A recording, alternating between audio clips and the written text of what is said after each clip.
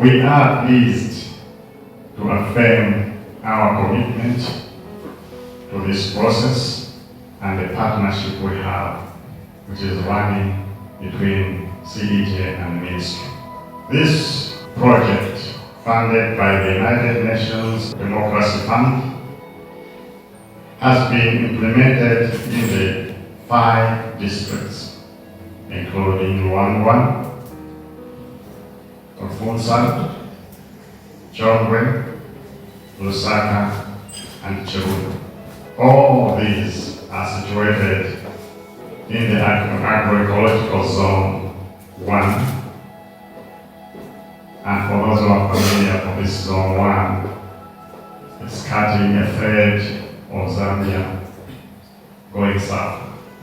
This area has been severely affected by the ravaging impacts of climate change. There are gaps indeed in terms of who does what, where and how, and in these gaps weaken our collective response as a team, and they limit our impact. And this is why some people complain that civil society is working in climate change action. We don't get to see your impacts because of this disjoint we're talking about. It becomes challenging to see collective impact from the entire team. So this national dialogue provides not only a platform to address this head-on, but also we want to walk away from this 2 days workshop with clear pathways, stronger networks, and renewed partnerships between civil society and government actors. And we want to ensure that voices from the ground are heard and reflected in national policies. Remember the Green Economy and Climate Change Act? We were saying that are there clarity in terms of how civil societies or how others should participate? If you look at Section 8 of the Act, it provides for the establishment of the Green Economy and Climate Change Technical Committee. And subsection E, one of the representative of that technical committee is representative from the civil society organization. So the law is already providing entry point for their participation in civil society. The law, the regulation provides that. So if you look at what are the many functions, those, if you want, you can go on the, I think on National Assembly and look for Green Economy and Climate Change Act, you'll find that act. If you check Section 9, what is the function of this Green Economy and Climate Change Technical Committee, in which even the civil societies are there? One of the functions includes overseeing the implementation of policies, strategies, and plans related to climate change. The documents that we are talking about, the National Adaptation Plan and the National Determined Contribution, these are the 2 documents that are really managed by the ministry. Okay, they are managed by the ministry, and the ministry has been working really hand in hand with UNDP, isn't it? In everything around this document. So they also, and also UNDP, they do a lot of adaptation work. So we are going to actually have some lessons learned from their experiences, you know, what they have really learned and all that, the things that can work in this action. Remember, we are strengthening the framework, yeah? So when we start reviewing things, there are things that were suggested. We'll reach a point where we'll look at activities, yeah? Maybe they did that activity, what is it that came out? Did it work or did it work? What is it that maybe can be improved after that? You see, such conversations, that's the reason why we are going to have this dialogue, because we're going to be interrogating activities, seeing how best we can strengthen them, seeing how best we can make these activities better, and also how we can make these activities actionable. The climate change bill that you are talking about came about because of our work. Because we said we can't be talking about something that has no legal framework. Because the community told us Zambia developed a lot of strategies, but those strategies were dependent on other laws. So we pushed, and there it is, we have a climate change bill. So that is part of our work. In our advocacy, we also engage government, for instance, Kenya budget. Nachika bati climate change issues. In terms of our budgets, how much is going towards climate action? That is part of our work when it comes to advocacy. Remember that these are things that are supposed to be implemented on the ground. So it's not just paperwork, but that is needed for the implementation, and it's needed for the farmers to see what the communities want and what they need, what needs to be done on the ground. So yes, we're back to our feedback. Just one word, what was the view of the overall, everything put together? What was the view of the conversation? Even the foods, the conversation, everything. Just one word. The composition of these working groups at district level, at ward level, and at province level. So I wanted that to come out more clearly. And we suggested that an annex be developed in that regard. Under the conjunction, it's saying for developmental activities taking place in wetlands. So maybe there will be issues of displacements and whatnot. So that was just by the way, in case we have any legal injunctions, so a 1 million. We're looking at the implementation of waste management programs. We looked at 45,000 because there's a lot involved, such as procurement of bins, waste bins. We looked at fuel. We looked at the number of wards that we have. Chongwe has 21 wards. On capacity building for community structures in environmental governance, we put 1 million kwacha because there's a lot to be done there on. There's a lot to be done because we need to do some engagements, we need to do some training, we need to do some workshops, and we need some stationery, because there's need to get reports of what is going on. There needs to be a kind of an evaluation of what is going on. So it's 1 million there. Advocacy for the inclusion of comprehensive waste management education in the school curriculum. On this one, guys, we thought that in as much as there is environmental education, there was need to narrow it down to environmental education, so that in the mindset change, this is important that learners in schools have this kind of education, and even as we move towards circular economy, already learners would have been equipped with that kind of knowledge that, instead of just concentrating on managing the waste, people and citizens could now be thinking around things like waste being turned into cash. Currently, from what we've discussed here, you can see that we have a lot of problems in these districts in line with the issues discussed, but it can be good for you to move quickly so that we begin to deal with the issues at hand. Kafue is a standalone district. It is not part of Lusaka district. But just to be part of this great meeting is a great honor. We are learning a lot as Kafue, because when you look at Kafue itself, the name Kafue comes from the mighty river, the Kafue River itself. The longest stretch part of it swallows the bigger population of the Kafue residents. They stay along the Kafue River. Speaking in particular, my word, it actually sits in the plains of Kafue River. So when we talk about the floods, when we talk about the drought, for my people, it is actually the West. We normally have the aspect of disaster risk reduction. We've done quite so much in Rwanda, and in our planning meetings, I think I have quite a number of things that I will look into with regards to proposals of what we need to do, even as we sit in the planning meetings, because a lot has been discussed. And even issues to do with advocacy, we deal with children, youths. We have the skills center right there in Rwanda, so we'll do the most to ensure that the discussions that we've had here, we find at least aspects of inputting that so we can speak for climate justice. the issue of translating the document into local languages is very important.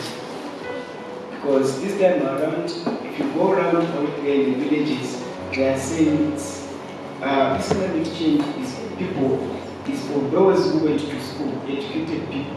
The exact summary counts paragraph 1 up to paragraph 4.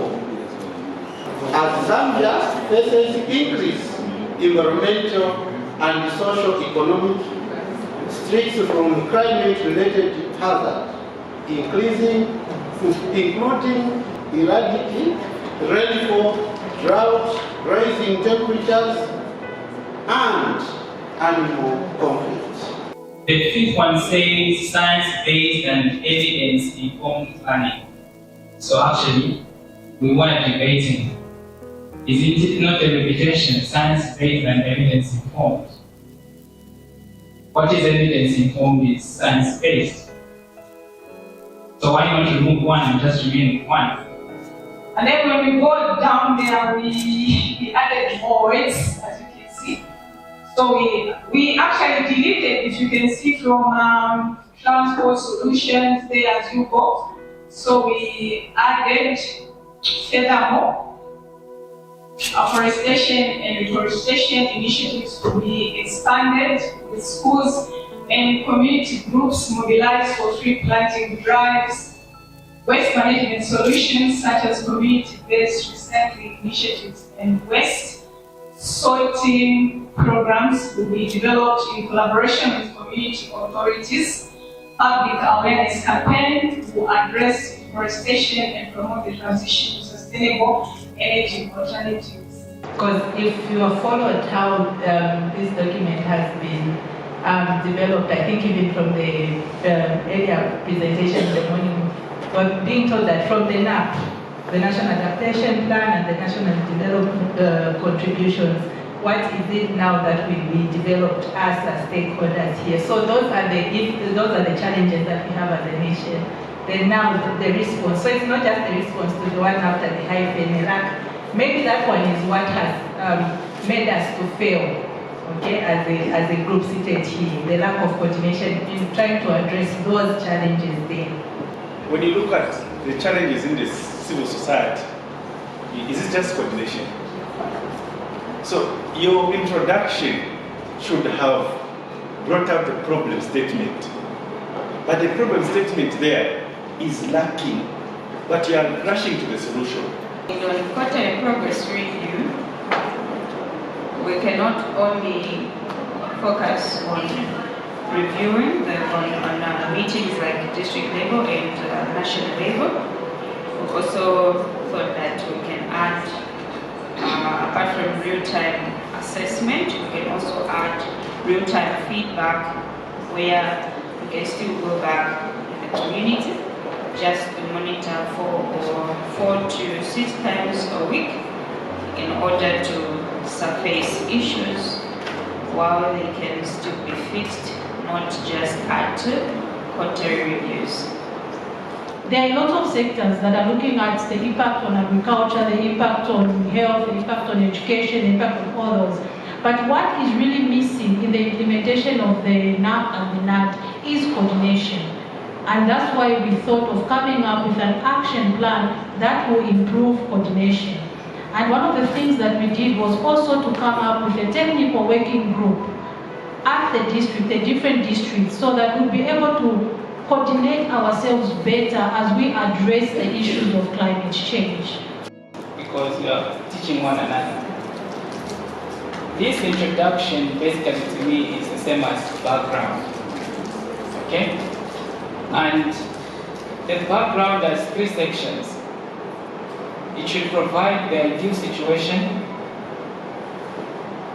the status quo or current situation, and what you are now doing about the current situation. Line 4, it says the technical working group will be led by a national chairperson and a vice chairperson, supported by secretariats at various levels to manage administration and communication. So here we think it should specify at each level, let's have a specific chairperson, vice chairperson, and secretariat. This ministry can be allocated with more funds. Can be allocated with funds responsible in the national budget for community-led climate initiative, for localized to act as a national climate finance strategy.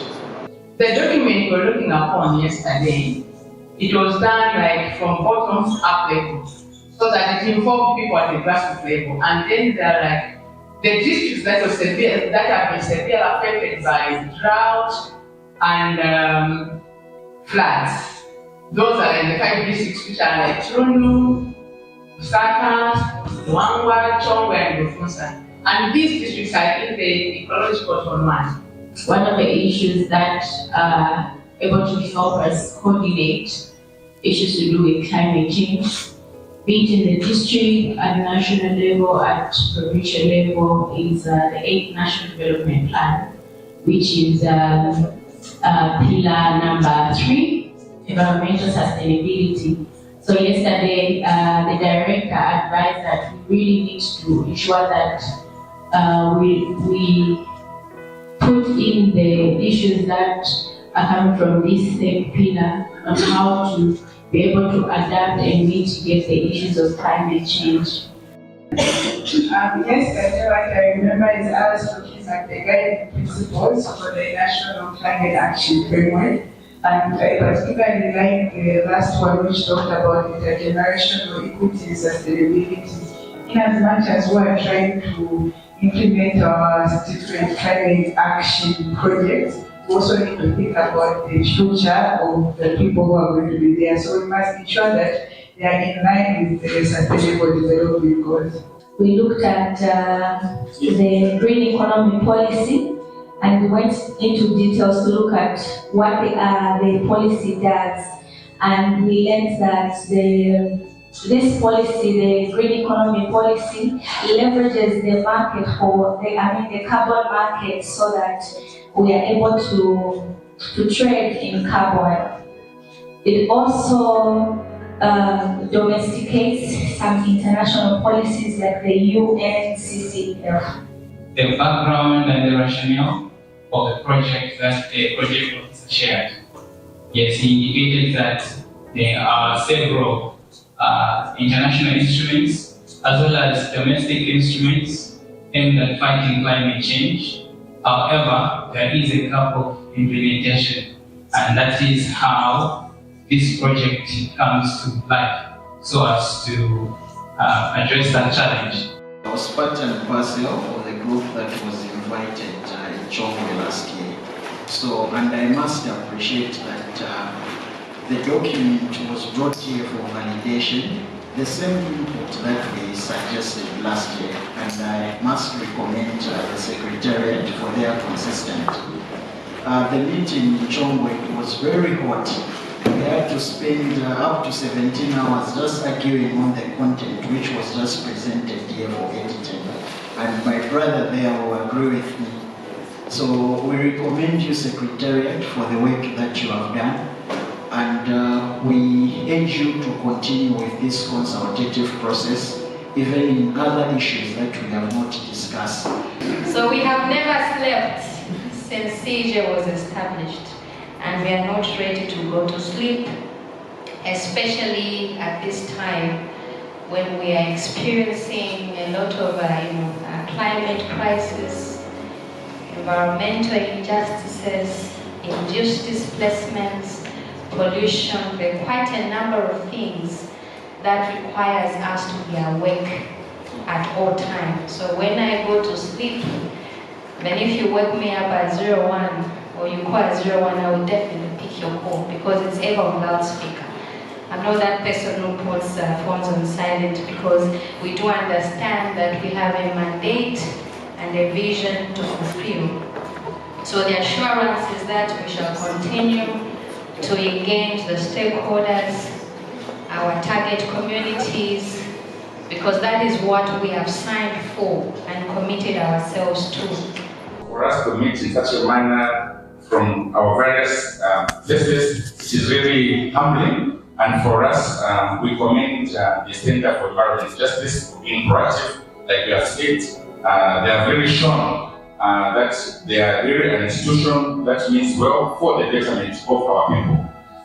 To my fellow participants, thank you for your resilience, and it is only through continued dialogue and participation that we are going to ensure that we reach the levels of greatness that we really desire as a collective force. So thank you so much. We are looking forward for more interactions, and we still have a night to spend. Let's make sure that we interact and make sure that we continue learning from one another. Let's continue utilizing our platform. I saw Gabriel was still adding more people to the platform. Let's ensure that we bring out the issues, we debate them, and then we come out with advocacy points so that together we can achieve our goal. So thank you so much to the organizers, and thank you so much to all of you.